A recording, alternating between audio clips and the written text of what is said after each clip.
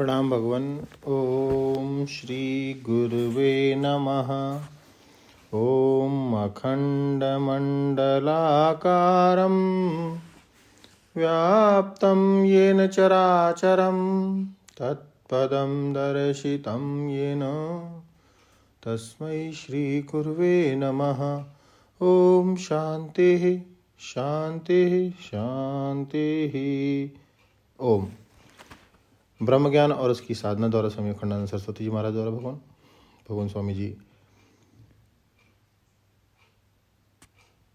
ज्ञानम शब्द की व्याख्या बता रहे थे। स्वामी जी कहते हैं अपनी सब विशेषताएं अलग अलग बताई हुई हैं, पर शुद्ध रूप से ज्ञानम शब्द का जो प्रयोग है परमात्मा के लिए यही है। यह क्षेत्रज्ञ आत्मा कौन है? बोले ज्ञान। एक तो ध्यान यह खींचना था कि आत्मा के लिए ज्ञानम शब्द का प्रयोग गीता में अपूर्व है। अपूर्वता से भी तात्पर्य का निश्चय होता है। दूसरी बात यह देखनी थी कि यदि आपको यह अनुभव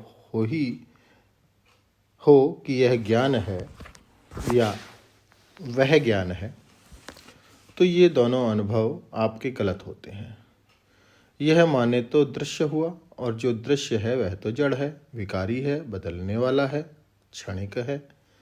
इसलिए ज्ञान के बारे में यदि कभी आपको मालूम पड़े कि यह ज्ञान, तो यह अनुभूति गलत है। और यदि मालूम पड़े कि वह ज्ञान, तो आप केवल कल्पना के राज्य में, भावना के राज्य में विचर रहे हैं। जिसको आपने देखा ही नहीं उसको ज्ञान कैसे कहते हैं? तो असल में ज्ञान का अनुभव यदि किसी को होगा तो मैं के रूप में ही ज्ञान का अनुभव होगा। मैं ज्ञान हूँ, मैं ऐसा ज्ञान हूँ जिसमें भूत बह गया फिर लौट कर नहीं आया। मैं ऐसा ज्ञान हूँ जिसमें भविष्य केवल कल्पना मात्र है, और मैं ऐसा ज्ञान हूँ जिसमें वर्तमान केवल प्रतीति मात्र है। यह बात आप लिख लो। क्षेत्रज्ञ का नाम ज्ञान है। मैं ऐसा ज्ञान हूँ जिसमें भूत बह गया फिर लौट कर आवेगा नहीं, और मैं ज्यों का त्यों हूँ, मैं ऐसा ज्ञान हूँ। भविष्य जिसमें कल्पना मात्र है, मैं ऐसा ज्ञान हूँ। वर्तमान जिसमें बिना हुए ही फुर रहा है, मैं ज्ञान अधिष्ठान हूँ। आपको मालूम होना चाहिए कि जैसे आँख आपसे प्यार करती है, बढ़िया बढ़िया रूप दिखाकर, देखकर उसका सुख आपको दे देती है, खुद नहीं लेती है, क्योंकि वह तो ज्ञान मात्र ही है। जैसे बेचारी नाक आपसे प्यार करती है, गंध का सुख आपको दे देती है, खुद नहीं लेती है, क्योंकि वह तो ज्ञान मात्र ही है।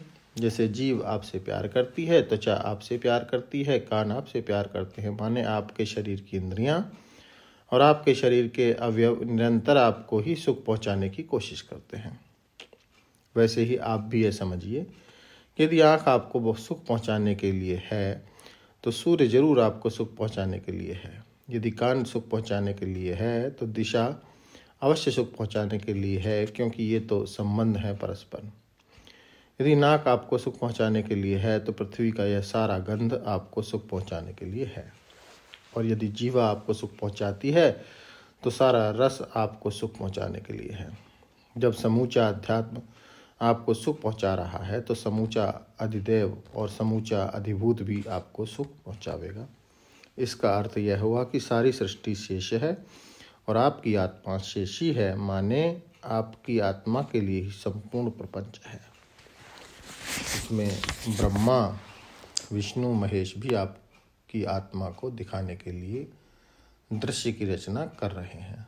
जैसे पर्दे को खींचकर फैलाने वाला और पर्दे को समेटने वाला और पर्दे पर खिलने वाला दर्शक के सुख के लिए होता है, ऐसे ही ब्रह्मा, विष्णु, महेश, प्रकृति, विकृति, माया, अविद्या, विद्या, सब आप दृष्टा के सुख के लिए होता है। सचमुच ज्ञानम एव ज्ञेयम, यह ज्ञानम और ज्ञेयम दोनों क्षेत्रज्ञ का विशेषण है। यदेव ज्ञानम भवति तदेव ज्ञेयम भवति। अब इसकी व्याख्या को आगे बढ़ाएंगे भगवान अगले सत्संग में। ओम शांति शांति शांति। प्रणाम भगवान।